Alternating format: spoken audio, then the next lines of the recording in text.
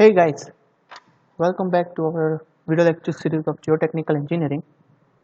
Today we are discussing about the index properties of soil. So let's start without wasting any time. So the introduction. Basically in soil mechanics, properties of soil are broadly classified as index properties and engineering properties. The properties of soil which are used for identification and classification are called as index property of soil. Index properties are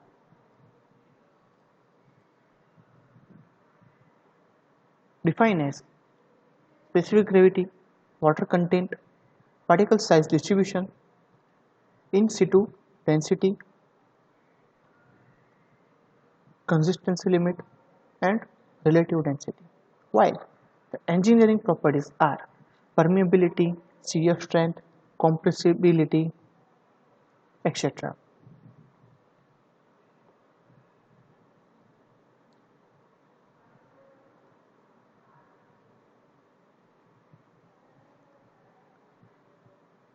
From the last lecture of the physical properties of soil, we can learn about some specific gravity. So, what is the definition of specific gravity?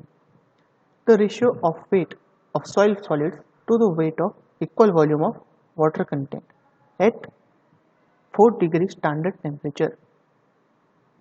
Okay, so how is that governed? The laboratory test determination for the specific gravity is picnometer method. In terms of sand, we can use picnometer method, and in terms to find the specific gravity of soil for the fine soil like silt and clay, we can use density bottle.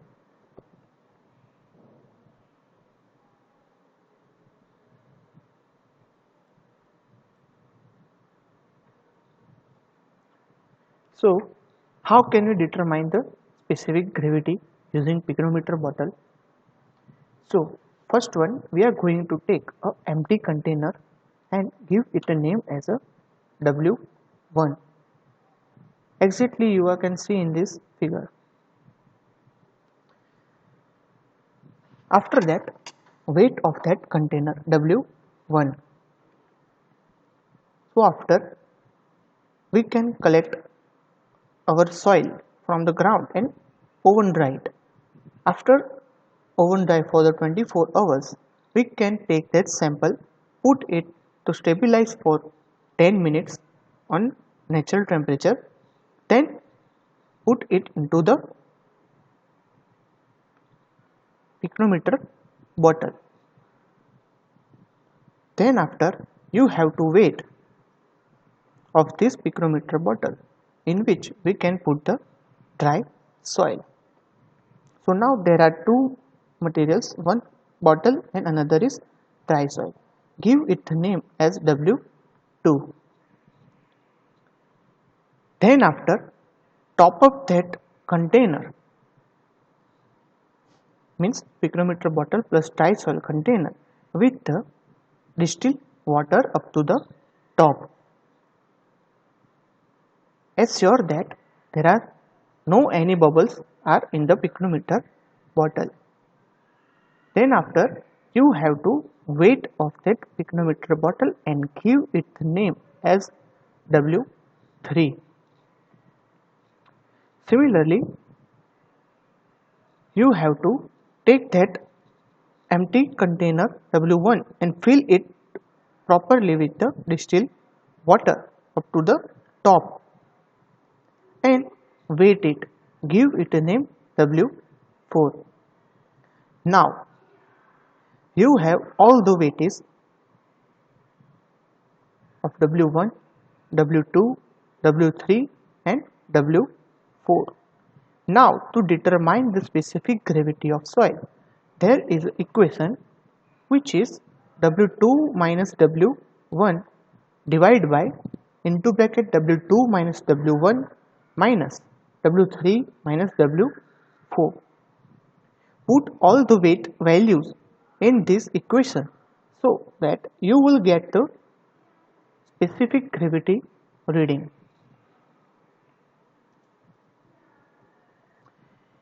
Here are some value of specific gravity of different type of soil. For sand, the specific gravity lies between 2.65 to 2.67. For silty sand, the specific gravity lies between 2.67 to 2.70. For inorganic clay, the specific gravity lies between 2.7 to 2.8. The soil which contains with mica or iron, the specific gravity for that type of soil lies between 2.75 to 3, and the soil which has organic content in higher proportion, so that it is called organic soil, which has the specific gravity is less than 2.0. Now, determination of water content. The determination of water content are determined by following methods. First one is oven dry method. Second one is sand bath method. Third one is pycnometer method. Fourth one is rapid moisture meter.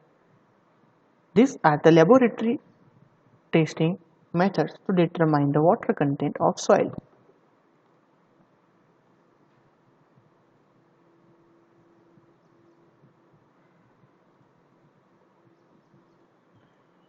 So let's start with the oven dry method.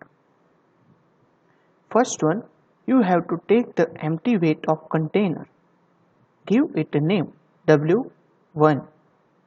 Then after, take the weight of container along with the moist soil sample, the soil sample which are collected from the ground directly, and give it the name of W2.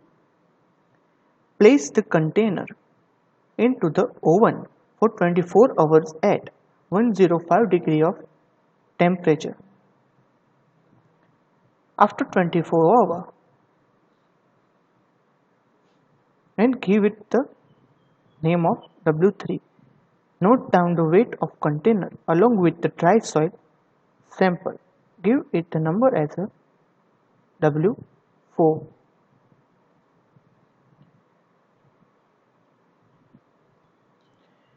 Then note down the weight of container along with the dried soil sample.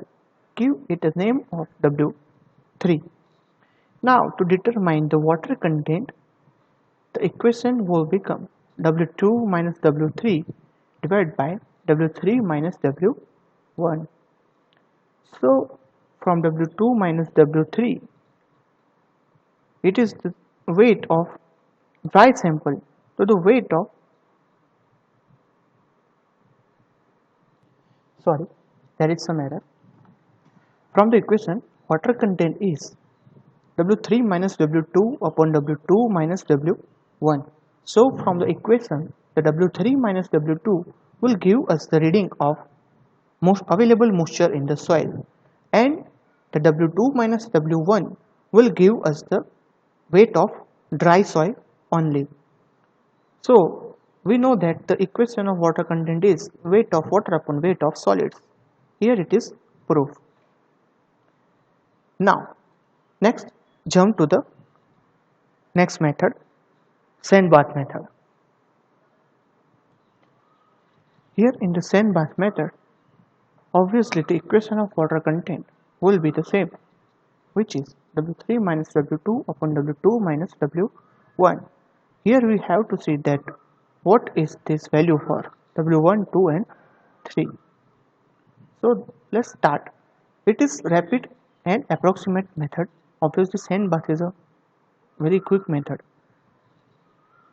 Sand is collected in a container and it literally heated with fire. Then after, we can take the empty weight of container and denoted it with W1. Take the weight of container along with the moist soil sample which is collected directly from the ground. Give it the name as W2. Now place the container in the sand bath for 15 to 20 minutes. Then note down the weight of container along with dried soil sample.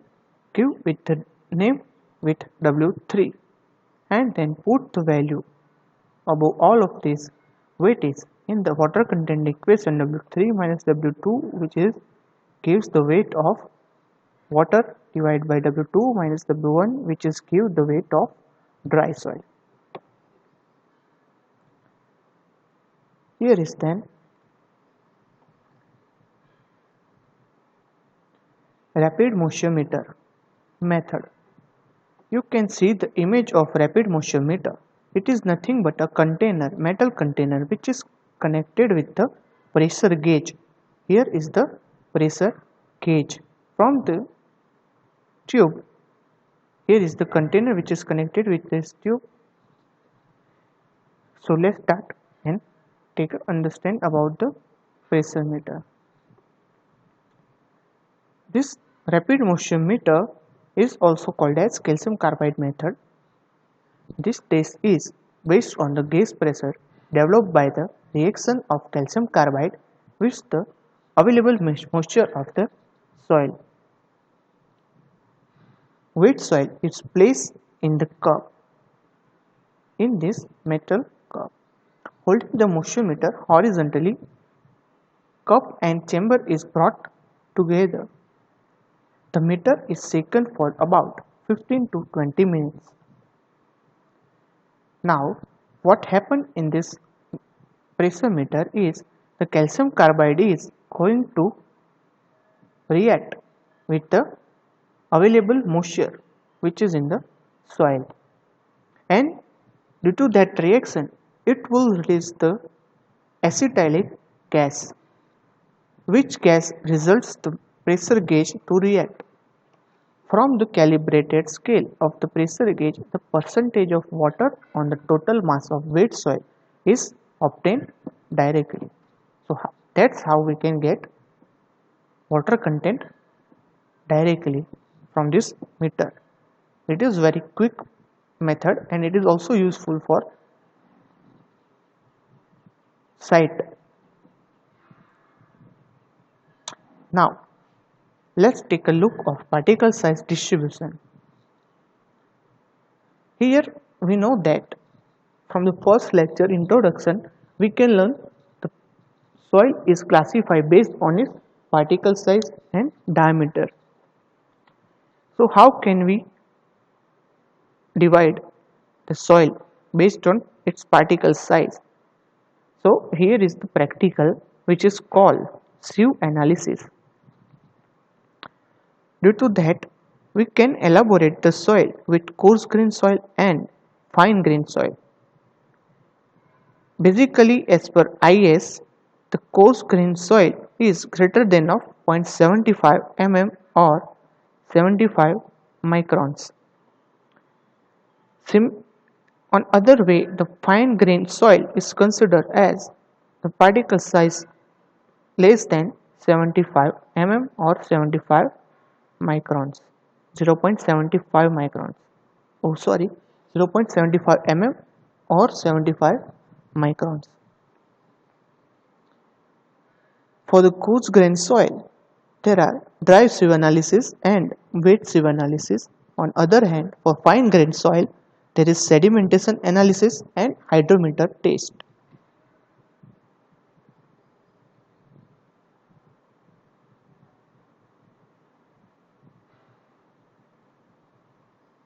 Now, sieve analysis.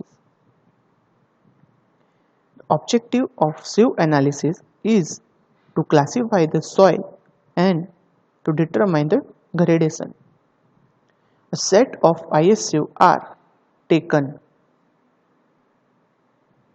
A suitable amount of pulverized dry soil, it's about weight in 500 gram, is taken and sieved through the different sieves with the help of sieve seeker for 10 to 15 minutes.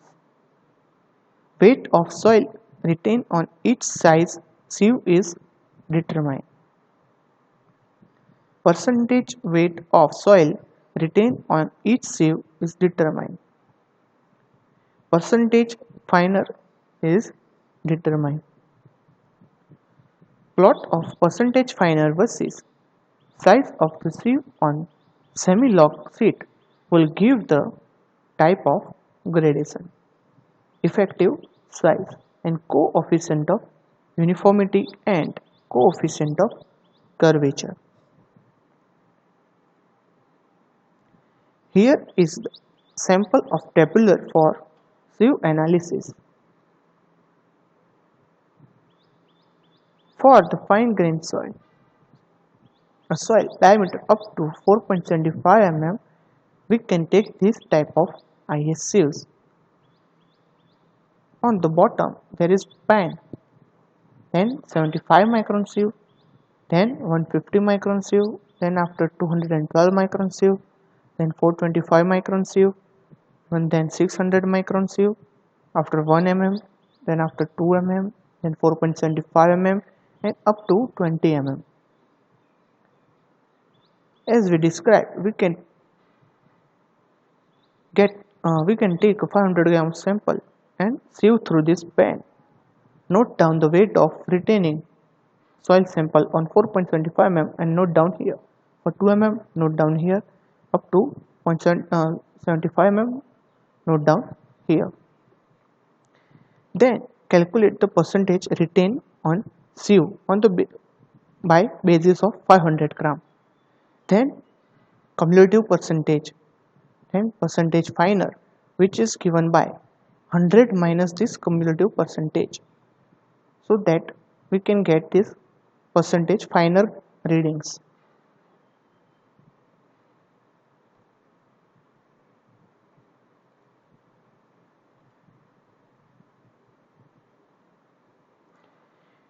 This is how you can put the value of this percentage finer and particle size. You have to take the value of percentage finer here on abscissa and the particle size on ordinator. Now this is the image of different gradation graph which is taken from IS 1498-2000. If the soil sample is in the shape of S and have all the particle size, is considered as uniformly graded soil. It has a lesser particle size as compared to other, so it is called uniformly graded soil. If the soil sample has large amount of soil gradation, it's considered as well graded soil. If the soil amount has some of the soil sample and another are missing, then it is a gap graded soil. You can see here from this image.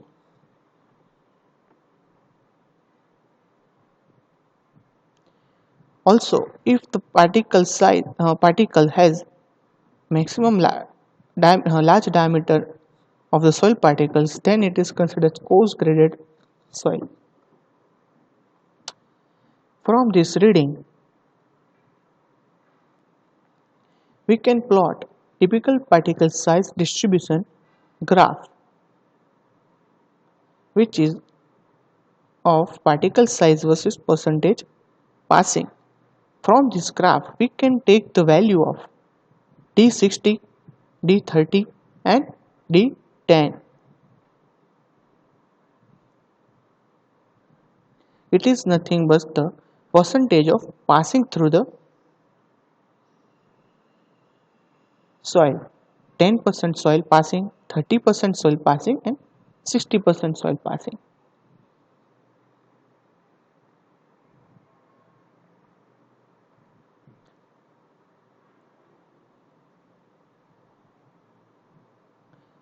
These values of the passing will useful to determine the gradation of coefficient, which is coefficient of uniformity and coefficient of curvature.